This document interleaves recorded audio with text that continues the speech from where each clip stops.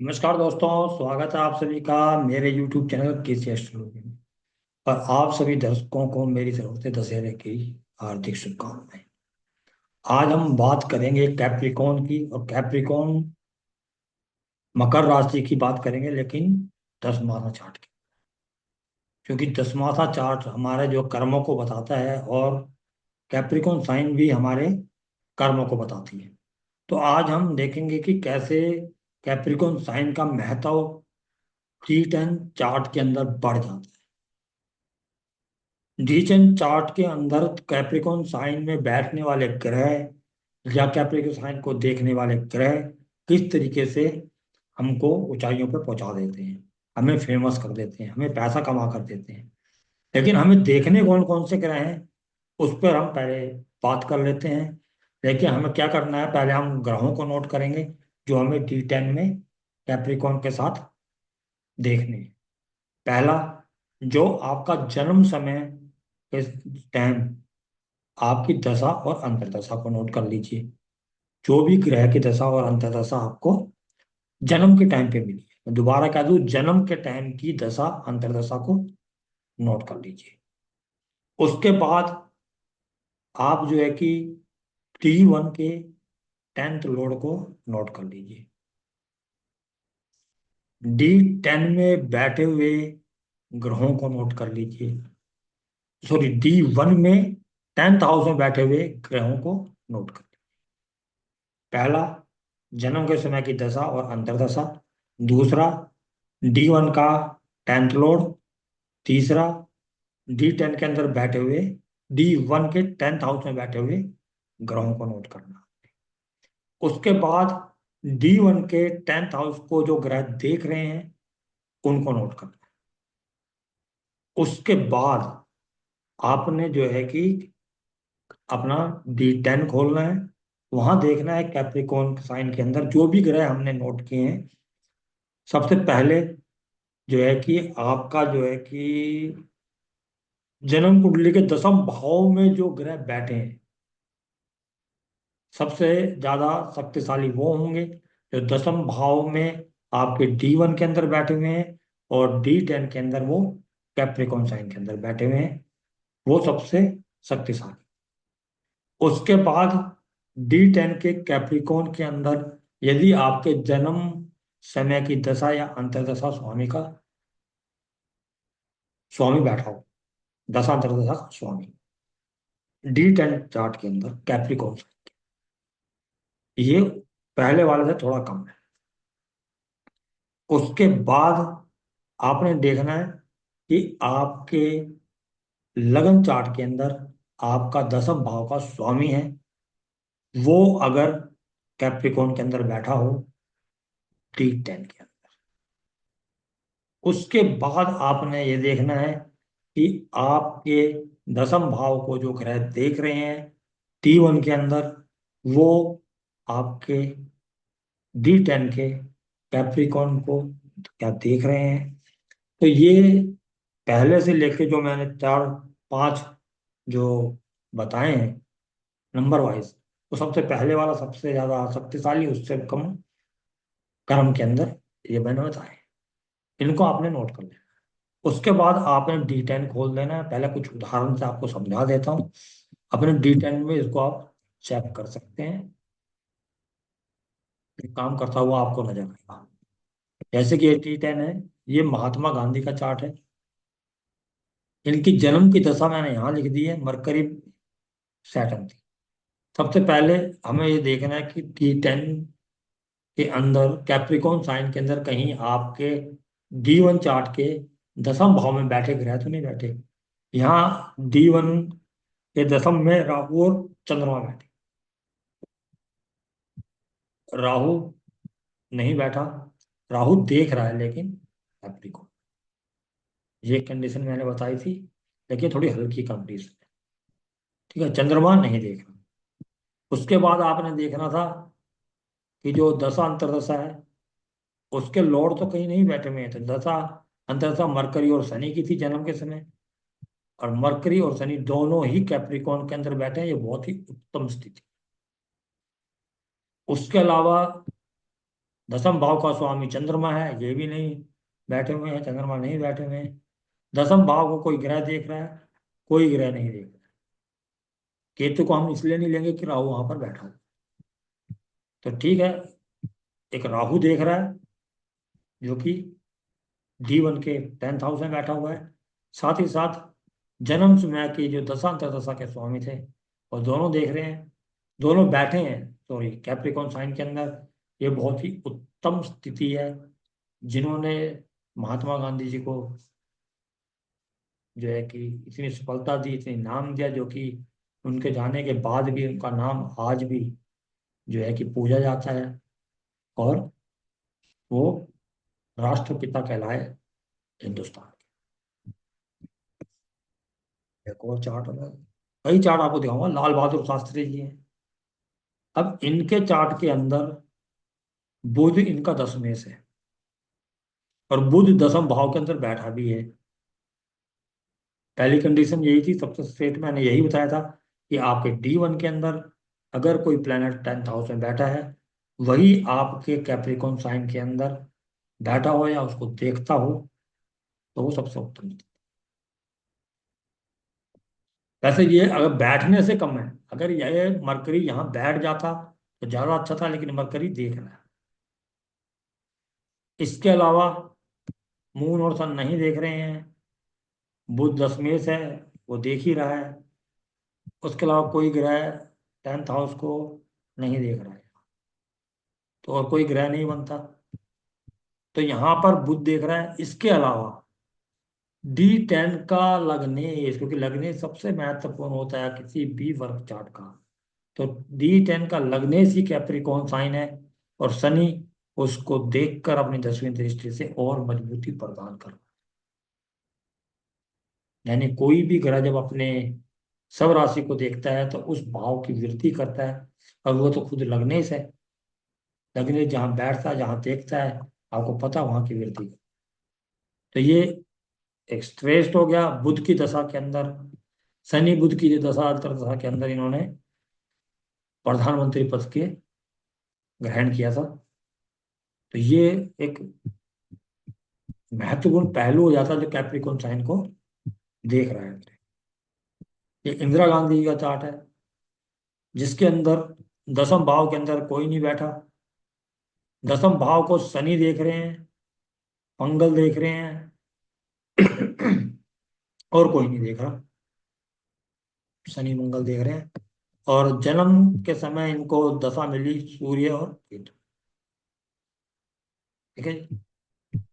तो यहाँ पर कैप्रिकॉन साइन के अंदर ही मंगल बैठे हुए हैं, जो इनके D10 के, जो D1 के जो है कि दशमेश है, और D10 के अंदर कैप्रिकॉन साइन के मंगल। तो मंगल बहुत बलवान है, उच्च के मंगल बैठे हुए हैं, उच्च के हो गए। और साथ ही साथ शुक्र भी कैप्रिकॉन साइन को देख रहे हैं। हालांकि ये D1 में कोई इनका रोल नहीं है, लेकिन एक शुभ ग्रह का देखना उसके अंदर कुछ तो बढ़ोतरी कर ही रहा है उस ग्रह के अंदर। तो यहाँ पर जो है कि मंगल की दशा अंतर्दशा के अंदर जो है कि इनको लाभ प्राप्त होगा, आप ऐसे कह सकते हैं। ये इंदिरा गांधी जी का का है। और मंगल वहां पर होने से कैप्रिकॉन साइन के लाइड आयरन लेडी के नाम से मशहूर हुई है, आप सभी को पता है। और मरने के बाद भी आज तक इनका नाम चल रहा है, और आगे भी चलता रहेगा। ये बिल गेट्स का चार्ट है, सबसे अमीर आदमी है। अगर कोई चीज की हम चर्चा कर रहे हैं और बिल गेट्स के चार्ट की चर्चा ना करें किसी योग के अंदर, तो ये उनके नाम के साथ नाइंसाफी होगी। यहाँ पर हम देखते हैं कैप्रिकॉन साइन, सीधा कैप्रिकॉन साइन पे चलते हैं। कैप्रिकॉन साइन के अंदर सूर्य बैठा है और शनि देख रहा है, मंगल देख रहा है, बृहस्पति देख रहा है 5वीं दृष्टि से, मंगल चौथी दृष्टि से देख रहा है, बृहस्पति 5वीं दृष्टि से देख रहा है, शनि 7वीं दृष्टि से देख रहा है, और सूर्य वहां बैठा है। यानी चार चार ग्रह वहां पर सूर्य बैठा हुआ है, और बाकी देख रहे हैं। अब यहाँ पर आ जाए, मंगल यहाँ भी देख रहा है। तो मंगल अगर यहाँ देख रहा है तो ये अच्छी स्थिति है। शनि यहाँ नहीं देख रहा है, मरकरी देख रहा है, लेकिन मरकरी यहाँ नहीं देख रहा है। तो एक शनि मिला हमको, और जुपिटर, हाँ जुपिटर यहाँ पर D1 के अंदर भी देख रहा है, तो नहीं देख, सॉरी, नहीं देख। तो एक बिल गेट्स के चार्ट के अंदर एक ग्रह जो दशा अंतर्दशा, हाँ सॉरी, दशा अंतर्दशा तो देखी नहीं हमने, दशा अंतर्दशा शनि और राहु की को जन्म समय के टाइम पे मिली। तो जन्म जन्म समय के टाइम पे शनि की दशा मिली, शनि इनको देख रहे हैं चार्ट को। तो दशा का देखना एक का महत्वपूर्ण है, मतलब दशा अंतर्दशा जो जन्म के टाइम पे मिली, या D1 के 10th हाउस का लॉर्ड को, या D1 के 10th हाउस में बैठे लॉर्ड को, या D1 के 10th हाउस को देखते हो। तो यहाँ पर एक दशा अंतर्दशा का लॉर्ड, एक चीज फुलफिल हुई जो हमने नियम बताया। दूसरा, मंगल यहाँ देख रहा है, मंगल यहाँ पर भी जो है कि चौथी दृष्टि से देख रहा है। जुपिटर 10th हाउस लॉर्ड है D1 का, D1 का 10th हाउस लॉर्ड है, और जुपिटर यहाँ पंचम दृष्टि से कैप्रिकॉर्न को देख रहे हैं। यानी कि तीन कंडीशन यहाँ पर पूरी हो रही हैं, और तीनों, और सूर्य वहां पर लगन में बैठा हुआ है, जो है कि वो ख्याति देने का काम करता है सूर्य। बोला गया है कि D10 के लगन में अगर सूर्य हो, तो वो आपको नाम और फेम और चारों दिशाओं में आपकी ख्याति को फैलाता है। ये D10 का वैसे ही रूल है। सूर्य किसी भी लगन के किसी भी चार्ट के लगन में हो, किसी भी वर्ग चार्ट के, वो आपको नाम देने का काम करता है उस क्षेत्र का। ये आपको समझ लेना चाहिए। ये मेरे स्टूडेंट का चार्ट है, जिसको मैं पीछे भी दिखाया था मैंने, जब D4 का बनाया था। यहाँ पर भी अगर हम देखें, चंद्रमा और मंगल का राशि परिवर्तन है, दसम भाव का मंगल, और चंद्रमा वहां बैठा हुआ है। उसके अलावा शनि देख रहा है 10th हाउस के, जो D1 के अंदर।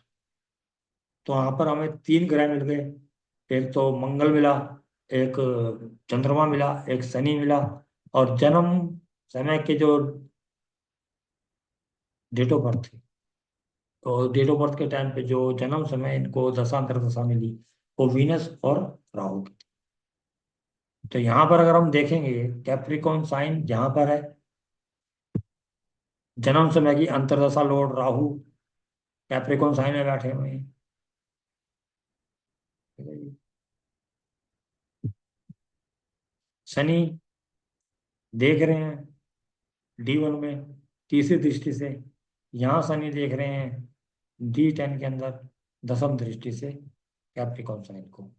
तो दो ग्रह यहाँ पर देखते हुए पाए जा रहे हैं, जो दे रहे, तो इनको जो है कि काफी तरक्की मिलेगी, अभी भी ये तरक्की कर रही है। ये एक फीमेल का चार्ट है, अभी भी ये अच्छा खासा अर्न कर रही हैं। लेकिन इनकी मंगल की अभी दशा चल रही है, इसके बाद राहु की दशा आनी है, जो D10 के कैप्रिकॉन में है, और इनके प्रोफेशनल लाइफ के अंदर वो दशा काफी मददगार और ऊंचाइयों पे ले जाने वाली होगी। इस तरीके से आपको देखना है। अब एक और महत्वपूर्ण चार्ट, और ये अंतिम चार्ट है, दसमासा चार्ट के अंदर जैसे कि नियम हमने बताए। ये एक बॉक्सर का चार्ट है, माइक टाइसन, जो कि अमेरिकन प्रोफेशनल बॉक्सर थे, और इन्होंने विश्व हैवीवेट चैंपियनशिप के अंदर एक इतिहास रचा था कि सबसे कम उम्र के ये हैवीवेट चैंपियन बने थे, जो कि 20 साल 6 महीने की एज थी इनकी। और उस टाइम इनकी दशा चल रही थी मरकरी में शनि। तो मरकरी यहाँ पर देखें, मरकरी शनि, मरकरी यहाँ के 10वें थे D10 के लगने से। ये ठीक है जी। पहले हम दूसरी वो जो हमारे सूत्र है उनको लगा। D10 के अंदर राहु वीनस मार्स बैठे हुए हैं। राहु कैप्रिकॉन साइन के अंदर ही बैठा हुआ है, मार्स कैप्रिकॉन साइन को देख रहा है, वीनस नहीं देख रहा, लेकिन दो दो ग्रह देख रहे हैं। शुक्र 10वें से है, वो नहीं देख रहा है। मून देख रहा है इसको, मून वहां नहीं, यहाँ नहीं देख रहा है D10 में। दशांतर दशा मरकरी शनि, शनि यहाँ बैठे कैप्रिकॉन के अंदर, यानी कि अंतरदशा लॉर्ड जन्म समय की जो,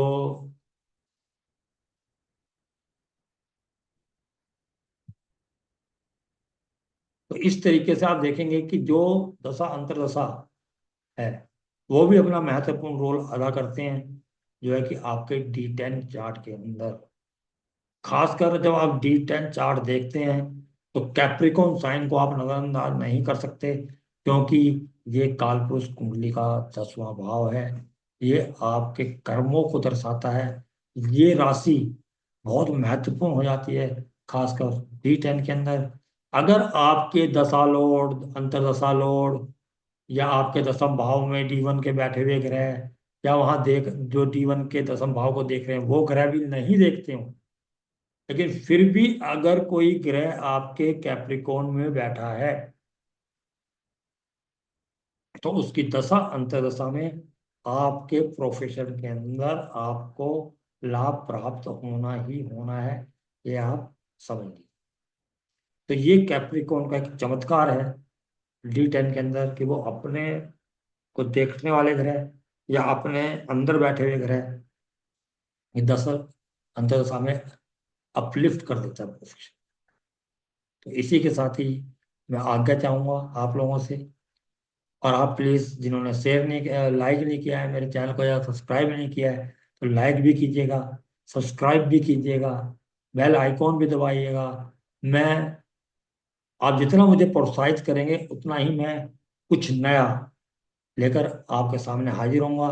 इसी के साथ ही मैं अपनी वाणी को विराम देते हुए आज्ञा चाहता हूँ। नमस्कार।